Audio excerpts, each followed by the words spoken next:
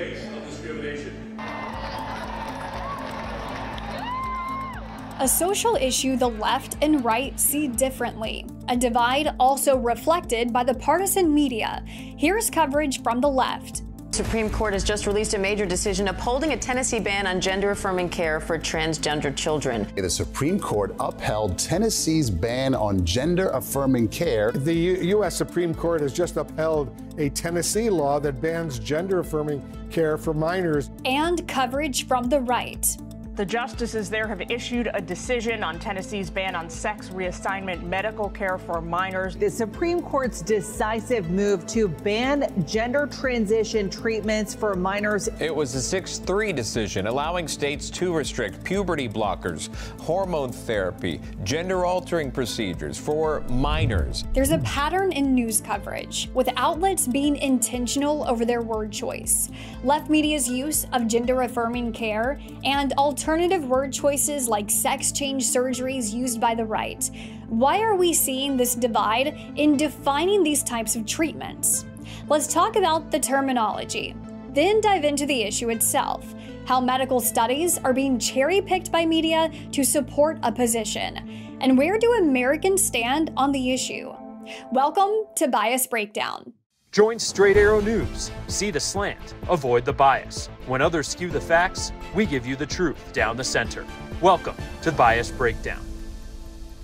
Take a look at all these headlines coming from the left wing of mainstream media, all referring to the ruling as upholding Tennessee's ban on gender-affirming care for minors. While you hear the term often, it's actually a point of contention. You'll notice in coverage from outlets with a right political bias, that verbiage is avoided, and purposefully so, with slight word variations, instead referring to it as gender transition treatments, sex changes, and transgender treatments and procedures. This is a sensitive topic, but we're going to talk about it anyway, just as I've had similar internal conversations in my newsroom about the terminology. Depending on your own political opinions and personal beliefs, you likely will agree with one definition over the other when discussing these sort of medical treatments. But for the news media, does their preferred word choice showcase media bias, since there's a clear partisan pattern? Why the divide? It comes down to a fundamental disagreement over what gender identity really means, and whether it should or even can be altered with medical treatment.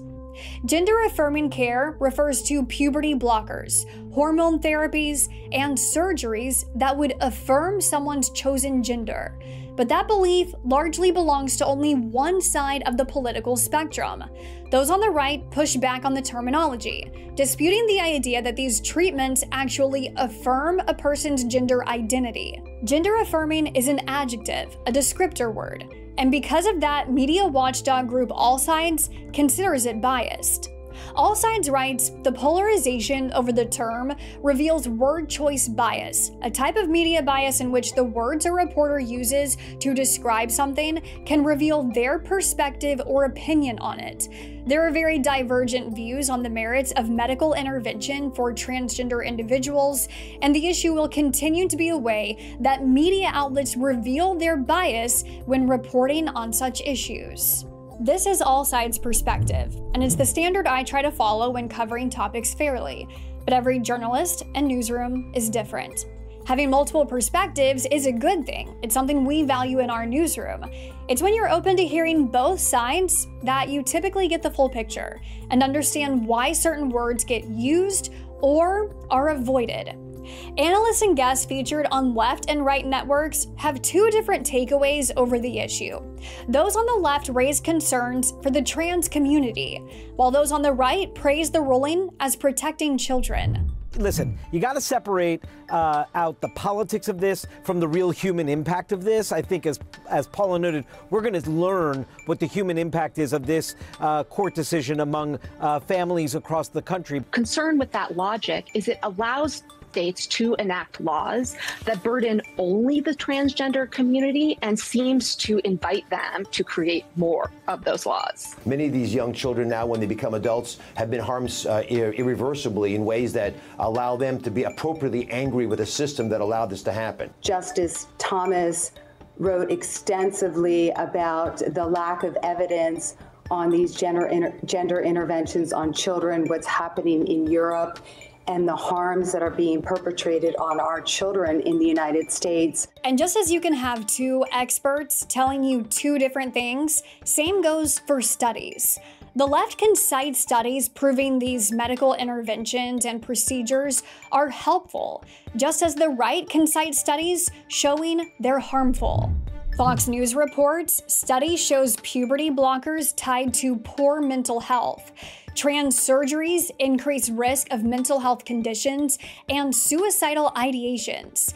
By contrast, CNN reports puberty blockers can be life-saving drugs for trans teens. And NBC News, hormone therapy improves mental health for transgender youths, all citing different studies that better support the left and right side of the issue. Let's take a look at more of the news media's coverage of the recent Supreme Court ruling. First, from the Associated Press, a left-leaning news outlet, describing the ban on gender-affirming care as a setback for transgender rights. It's a form of media bias known as viewpoint placement, to prominently feature one perspective over the other. We saw the same form of bias from right-leaning outlets, with the Daily Wire prominently featuring this quote in its headline, calling the ruling a fatal blow to the child mutilation industry. Both outlets prominently featuring the viewpoint that aligns with its political bias. Trump has taken a hardline approach in transgender females' participation in women's sports, signing an executive order and threatening to revoke federal funds from states not abiding by it. He's also signed executive orders distinguishing only two sexes, and gender is decided based upon your birth certificate. Poll after poll has found the majority of Americans are in agreement that transgender athletes should not compete in women's sports. And the majority of Americans also say healthcare professionals should be banned from providing gender transition medical care to minors. The Times wrote this about the political response to the Supreme Court's ruling. Democrats' wary response to transgender ruling shows the party's retreat. Writing, the fraught topic of transgender issues has tormented Democrats for months, with Republicans putting them firmly on the back foot. Many party leaders now believe that liberal politicians took positions in recent years that deviated too far from the beliefs of the average voter. It's proven to be a sensitive issue, but the media isn't just covering it. They're taking sides. This is evident in their word choice and careful selection of studies and facts to support their side. The headline alone can reveal what media perspective you're about to get on an important story with far-reaching impact, as the High Court's ruling can now be applied to nearly half the country with similar bans.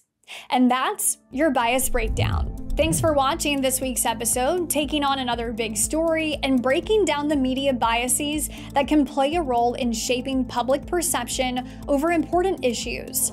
For more episodes, remember we're on Spotify, Apple Podcasts, and other platforms. Bookmark us, save us, favorite us so you never miss an episode, out every Tuesday. While we know most of you find us through our Straight Arrow News mobile app and on YouTube, that's great. But if I can also ask you to show the podcast some love on Spotify too, I'm hoping to see the number of subscribers grow over there. So if you are a Spotify user, then please do me a favor and give us a 5-star rating when you're done watching this.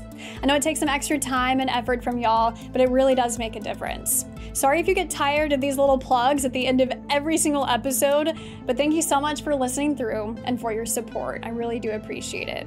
This sort of storytelling is my passion, so thank you for tuning in and for always offering feedback also in the comments. A big thanks to Jack Henry, who edited our video this week and had some well-deserved time off. And thank you to Mo over on our graphics. We'll see you next time.